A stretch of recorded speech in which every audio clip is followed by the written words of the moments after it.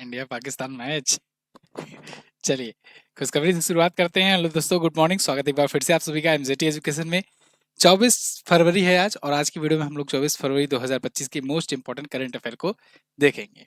ठीक है, कल विराट कोहली के शतक के बाद इंडिया ने मैच जीत लिया है। तो चलिए शुरुआत करते हैं वन लाइनर से, कल के करंट अफेयर से, फिर आज की तरफ बढ़ेंगे डिटेल करंट अफेयर के साथ।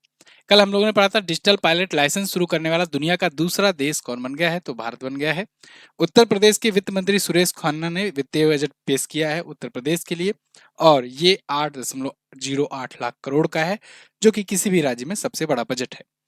पक्षी गणना सूची में शीर्ष पर है वेस्ट बंगाल, और भारत में सबसे ज्यादा पक्षी की प्रजातियां यहाँ पाई जाती हैं। बीबीसी का Indian sport women of the year का पुरस्कार मिला मनु भाकर को। सोल लीडरशिप सम्मेलन, इसका पहला संस्करण, पीएम मोदी ने इसका उद्घाटन किया है।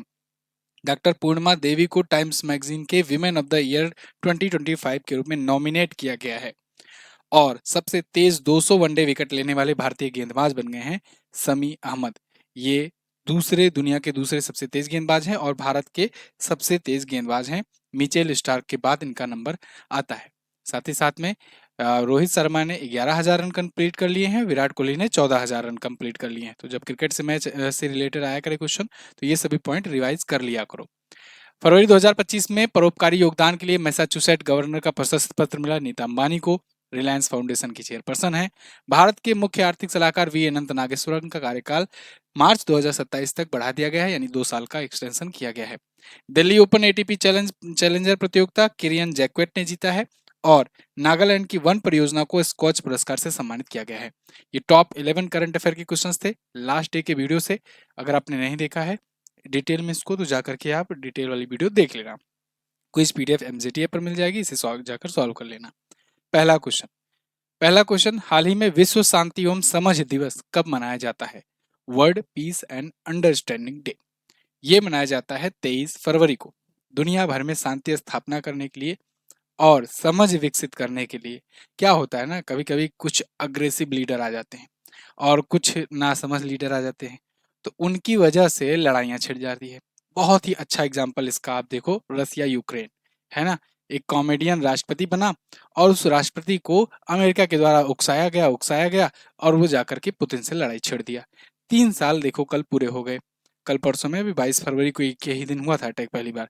तो 3 साल पूरे हो गए, अभी तक युद्ध खत्म नहीं है, पूरा देश तबाह हो चुका है ना। तो समझ भी होनी चाहिए, अपने देश के हित के बारे में भी सोचना चाहिए, जनता के बारे में सोचना चाहिए। कई कई बार हम लोगों को अग्रेशन में ना जा करके थोड़ा सा पीसफुली सोचना चाहिए, थोड़ा धैर्य देना चाहिए। और कभी भी ऐसा अग्रेशन वाला मामला आए, जब भी हो, तू मैं हो, तो एक बात ध्यान रखना, थोड़ा सा डिले कर देना मामला अगर डिले कर दोगे तो सब चीज़ें शांत हो जाएगी, ठीक है ना। तो जैसे कभी भी कोई ऐसे अग्रेशन वाली बात आए, थोड़ा सा रुको सोचो, अभी तुरंत मतलब जवाब ना दो। चलिए, विश्व शांति एवं समझ दिवस, अगर ये शांति और समझ आ जाए, आधी से ज्यादा दुनिया में लड़ाइयाँ ऐसे ही समाप्त हो जाए। थीम है इस बार की, forgive us our trespasses, grant us your peace. 1905 में पहली बार रोटरी क्लब की मीटिंग की सालगिरह का ये प्रतीक है, पर 1905 से इसकी शुरुआत हुई थी, ठीक है ना।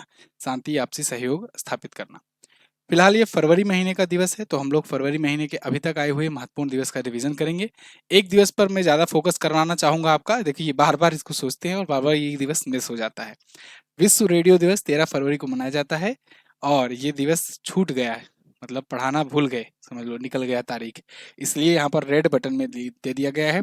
विश्व रेडियो दिवस से आप बस थीम याद रख लेना, थीम इम्पोर्टेंट है, और ये दिवस भी इम्पोर्टेंट है।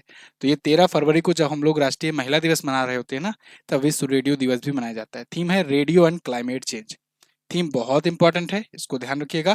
क्वेश्चन ऑफ द डे में पूरा कर लूंगा, इसको पूछ लिया जाएगा, जिससे ये आपकी जो ई बुक है उसमें भी कंटेंट पहुंच जाए, ठीक है। चलिए, खैर, ये फरवरी का महत्वपूर्ण दिवस है, रिवीजन करेंगे। 2 फरवरी को वर्ल्ड वेटलैंड डे, 4 फरवरी को वर्ल्ड कैंसर डे, 10 फरवरी को वर्ल्ड पल्सेस डे, और 10 फरवरी को है अंतर्राष्ट्रीय मिर्गी दिवस मनाया गया।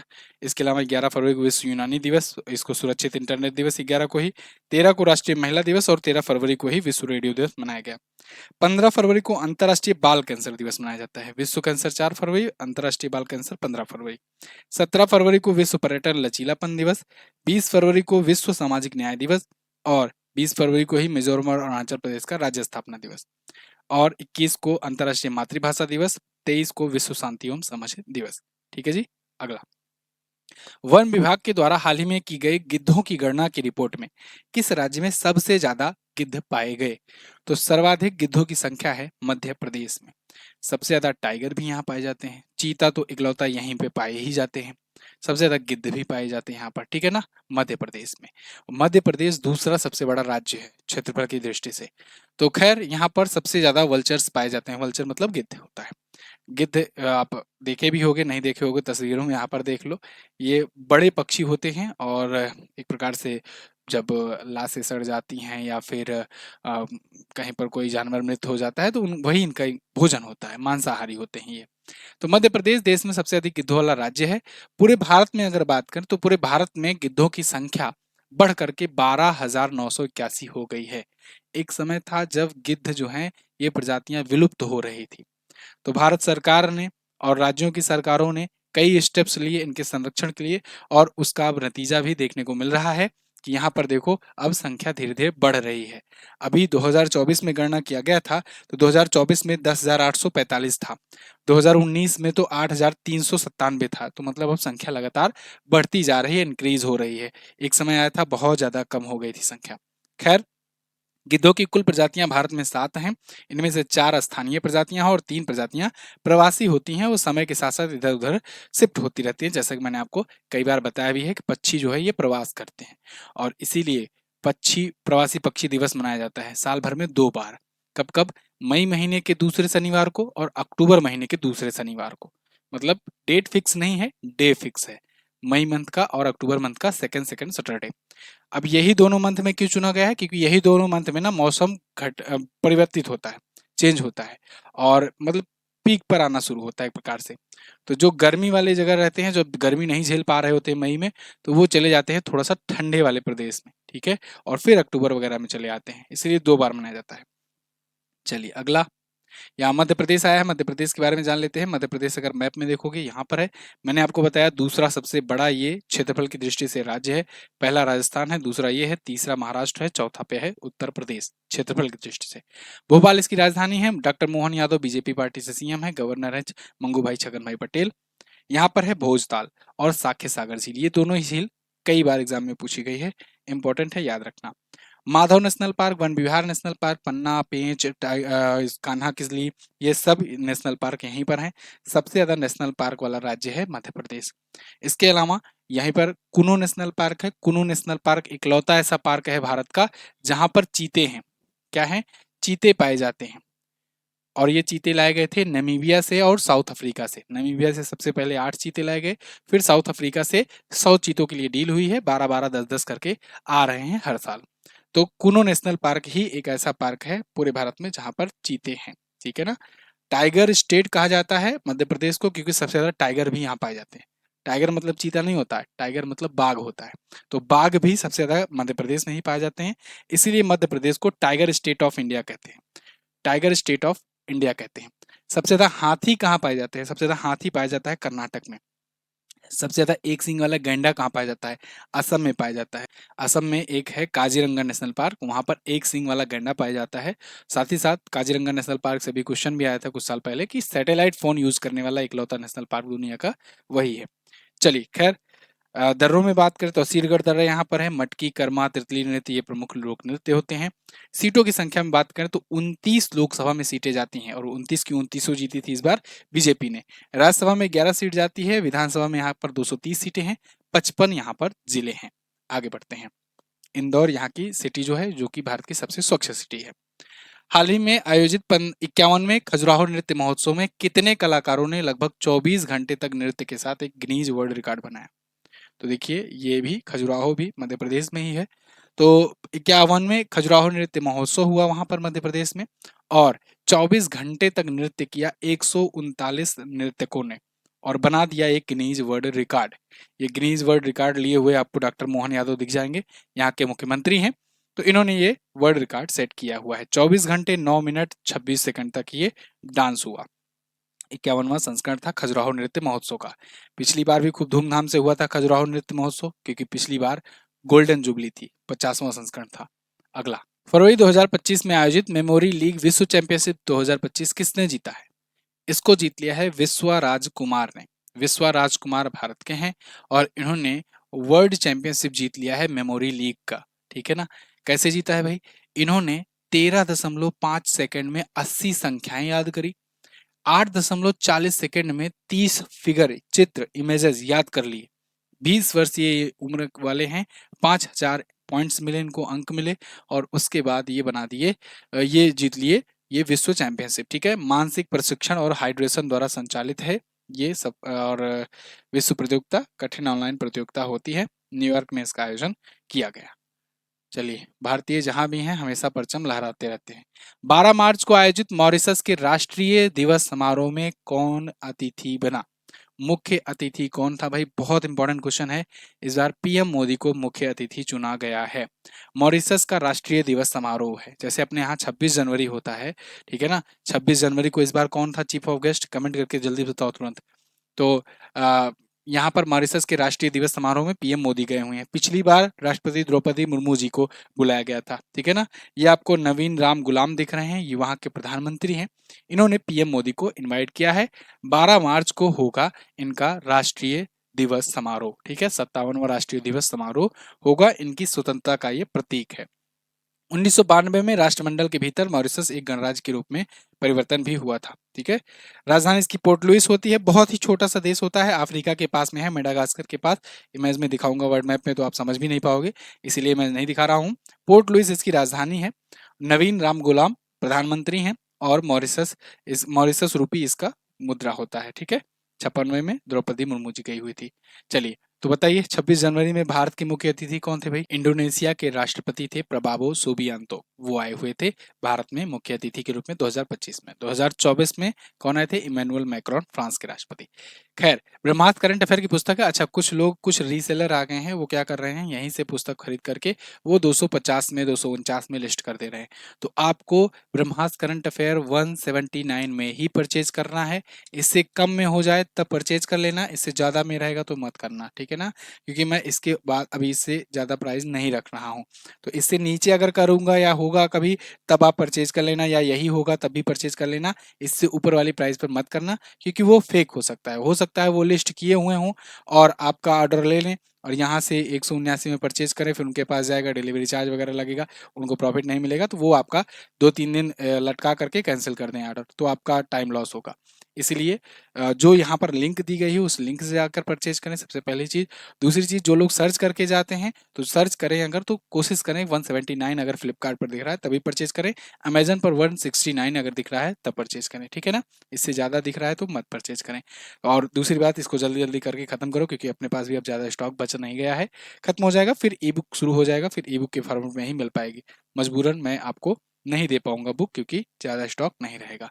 चलिए अगला, हाल ही में किस राज्य ने दुनिया का पहला एआई संचालित क्रॉनिक नेत्र रोग स्क्रीनिंग कार्यक्रम नैनामृतम 2.0 लॉन्च किया? तो इसको लॉन्च किया है अभी केरल राज्य सरकार ने। दुनिया का पहला ये एआई ऑपरेटेड क्रॉनिक नेत्र रोग स्क्रीनिंग कार्यक्रम है नैनामृतम 2.0। ठीक है, तो आर्टिफिशियल इंटेलिजेंस से ये ड्रिवन होगा और गवर्नमेंट स्क्रीनिंग प्रोग्राम है for the chronic eye disease.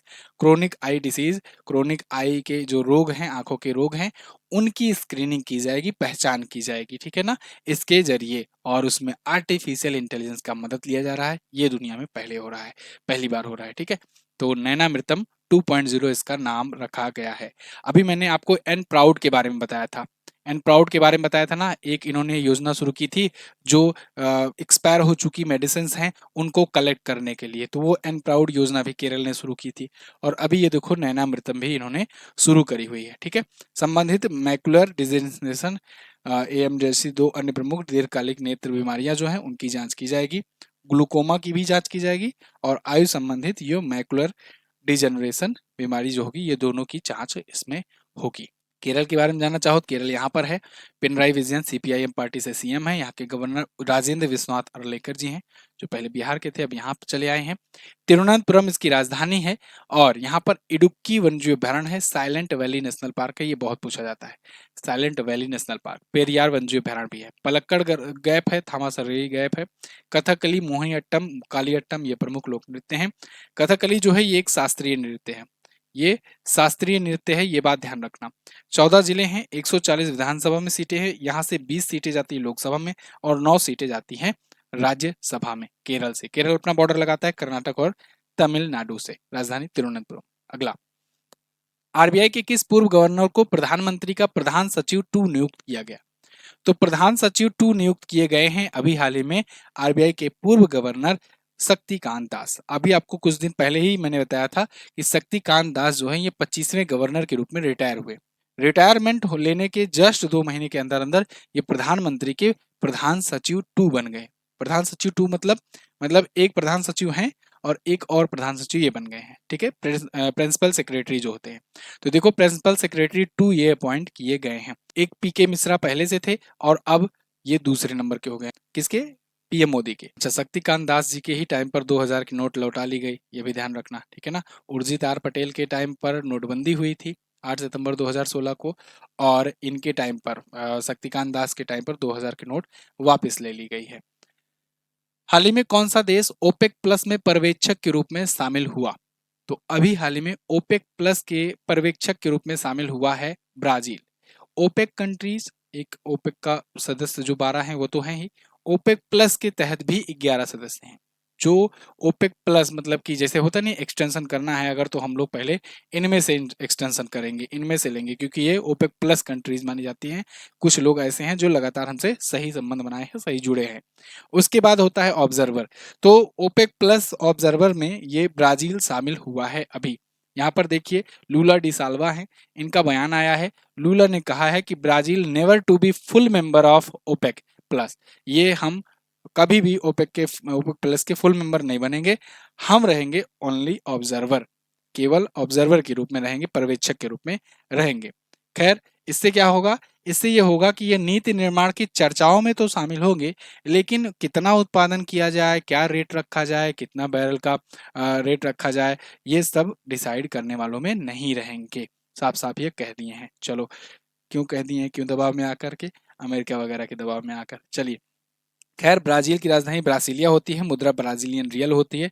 Louis Lula da साल्वा इनका पूरा नाम है, राष्ट्रपति का। ओपेक की बात करें तो organisation of petroleum exporting countries, ये इसका फुल फॉर्म होता है। Organisation of petroleum exporting countries, ये ऐसे देशों का ग्रुप है जो पेट्रोलियम को एक्सपोर्ट करते हैं। अभी वर्तमान में 12 सदस्य इसके देश हैं, है ना। और इसकी स्थापना 1960 में हुई थी, बगदाद में हुई थी, इराक में।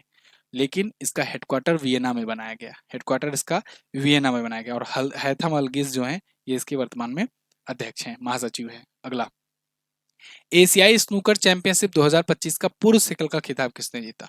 तो एशियाई स्नूकर चैंपियनशिप में मेंस सिंगल जीत लिया है भाई पंकज आडवाणी।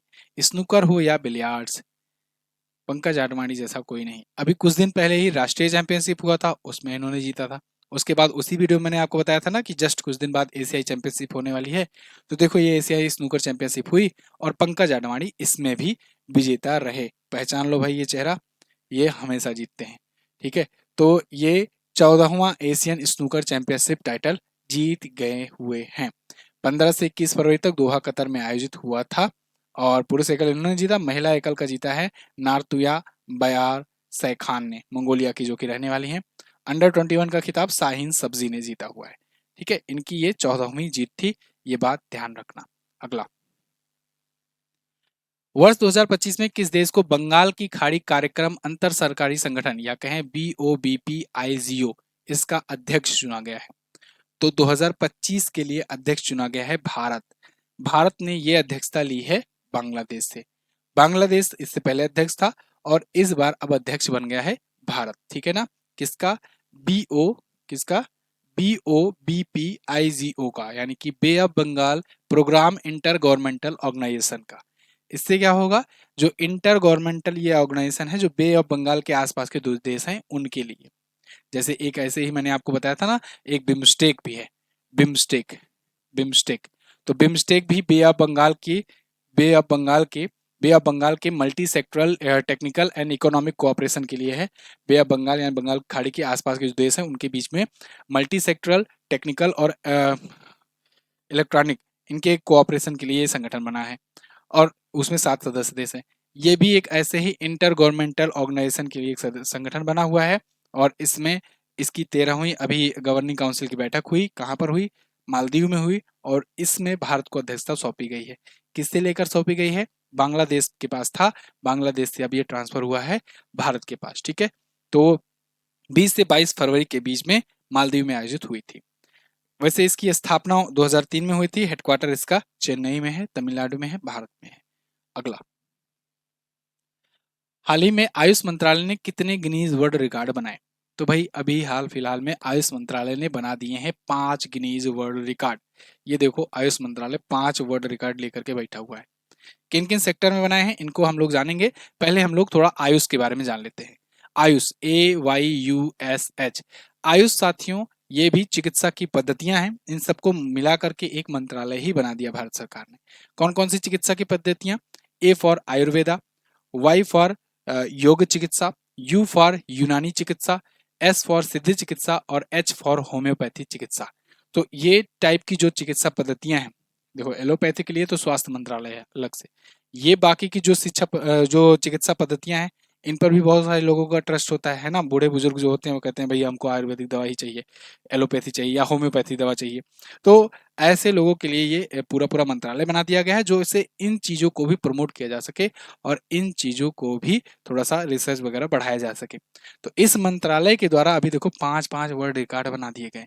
कौन कौन से वर्ल्ड रिकॉर्ड हैं अब इस पर आते हैं। देखो, केंद्रीय आयुष मंत्री हैं स्वतंत्र प्रभार लिए हुए श्री प्रताप राव जाधव, इनका नाम याद रखना।